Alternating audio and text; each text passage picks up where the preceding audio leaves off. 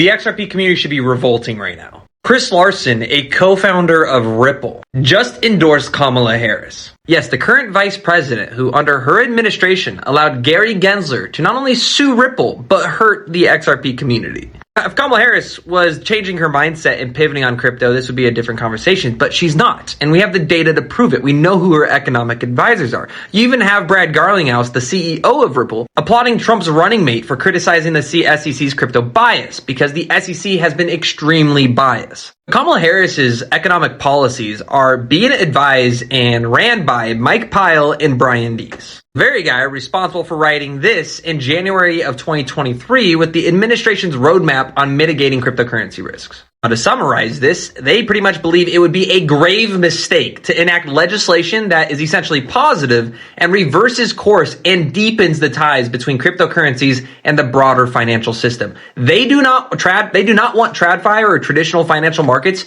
to interact with crypto. Specifically stating that legislation should not greenlight mainstream institutions like pension funds to dive headlong into cryptocurrency markets. Now, this gentleman was also on the National Economic Council for Joe Biden, which was just made up of complete utter idiots, but he is also a fellow at MIT's Center of Energy and Environmental Policy Research, which is why Brian Deese has been making the case for something known as his Clean Energy Marshall Plan. The Biden administration and the Harris administration have failed in the renewable energy sector. In fact, Joe Biden just admitted that the Inflation Reduction Act was never about inflation. One of the biggest policy arguments that the left has on the right. They go, the Inflation Reduction Act was this beautiful thing. No, it wasn't. It was a failure of an act. It was a failure of spending hundreds of billions of dollars in American taxpayer dollars that did little to nothing in terms of inflation and did little to nothing in terms of the impact it had on our clean energy markets, because we need fossil fuels, and there is way better, more efficient ways to reduce greenhouse emissions, produce more fossil fuels,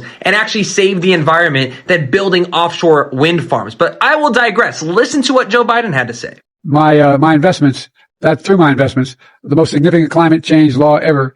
And by the way, it is a $369 billion bill. It's called we should have named it what it was, but at any rate. They're just saying the quiet part out loud because they know no one cares. This is directly from Brian Deese himself. He said, if we're thinking about where the most significant future emissions are coming from and where the most significant investment and transformation needs to take place in the next couple of decades, it's outside the United States. Rather than using tariffs, he just wants to enforce economic hitman policies on other countries, probably specifically in South America, that are going to have cheaper energy while reducing the fossil fuel consumption in the United States, having probably what would be a very negative impact on Bitcoin miners, more than likely backing 30-40% tax proposals on the miners because of the consumption of energy. By the way, this is just her first advisor. Some of the advisors that are also included are Bharat, I believe that's how you pronounce his name, which was labeled the White House's top crypto critic. He has now since departed, but guess who he worked for? Elizabeth Warren, now Harris. And guess who he was replaced by? John Donenberg, who is now the deputy director at the National Economic Council for the White House, and again, worked for Elizabeth Warren. The anti-crypto army is backing Harris. Now, the only silver lining to all of this would be that if Kamala Harris wins, Gary Gensler steps down and she somehow chooses Mark Cuban, one of her largest donors, or a large donor, I should say, as the new SEC chair. Because yes, Mark Cuban has put his name in the hat to replace Gary Gensler. Now, to me, I don't really believe that's the reason why